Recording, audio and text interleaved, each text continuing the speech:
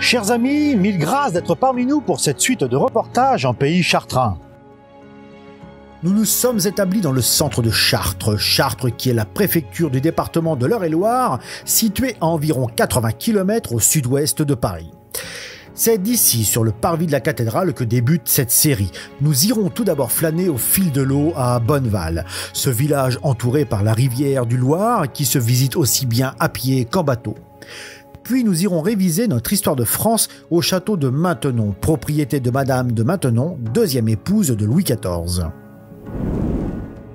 Mais commençons par la ville de Chartres qui est aussi belle de jour que de nuit. Nous découvrirons sa cathédrale où fut couronné Henri IV, mais également ses monuments et sa spécialité dont on dit qu'elle serait la verrerie.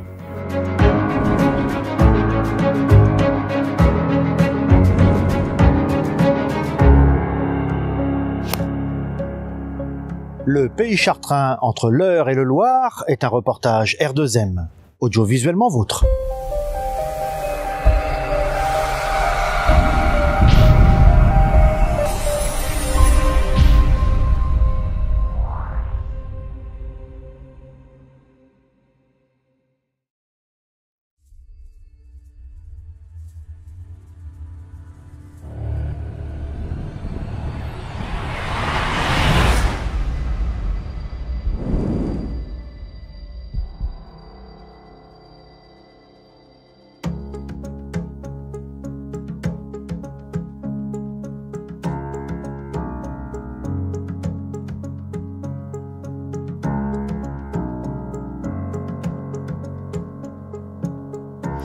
Émergeant au milieu de cette partie de la Beauce, visible à plusieurs lieues, dominant ses étendues céréalières, la cathédrale de Chartres donne le ton de sa dimension.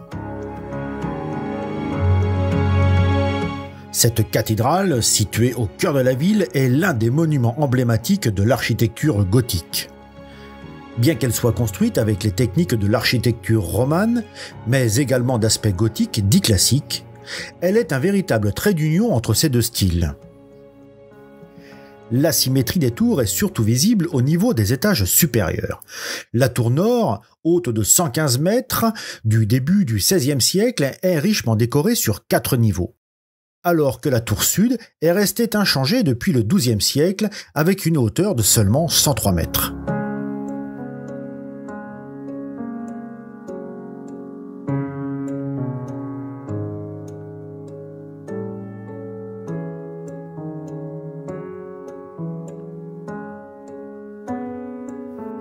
Le portail nord est formé de 3 baies permettant de circuler à l'abri du porche et est richement décoré de statues qui ont été réalisées au XVIIIe siècle.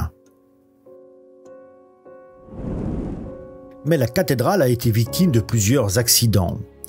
La précédente toiture, avec sa charpente en bois, a été détruite par l'incendie du 4 juin 1836.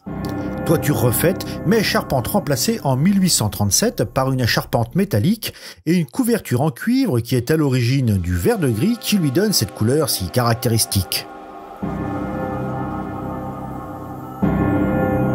Entrons par la façade ouest, porte d'entrée principale de l'édifice.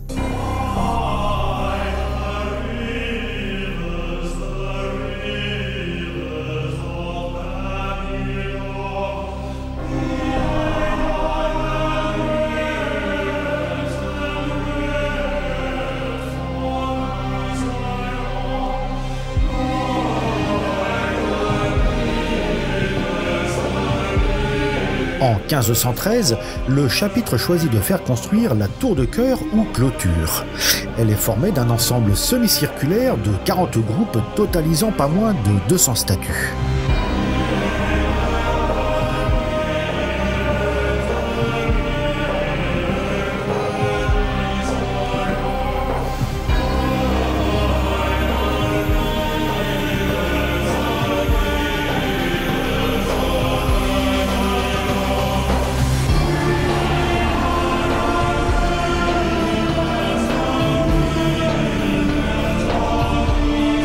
Voilà maintenant dans le chœur avec son maître-autel monumental en marbre réalisé à la fin du XVIIIe siècle.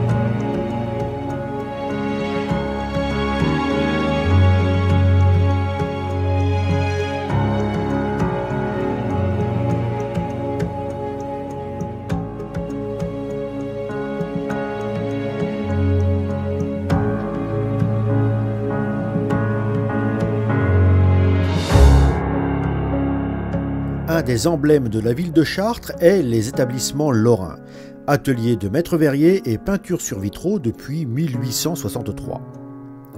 Fondés il y a environ 150 ans, ce sont les plus anciens ateliers de vitrail toujours en activité, célèbres par ces vitraux du XIIe et XIIIe siècle de la cathédrale. C'est en 1863 que Nicolas Lorrain fonde son atelier rue Saint-Cheron à Chartres. En 1867, il s'installe sur les bords de l'Eure au numéro 5 de la rue de la Tonnellerie, puis au 46 dans un autre atelier. Son fils, Charles Lorrain, poursuivra cette activité et par la suite son petit-fils François Lorrain. Puis son atelier fut repris avec la même passion pour la création et la restauration de vitraux.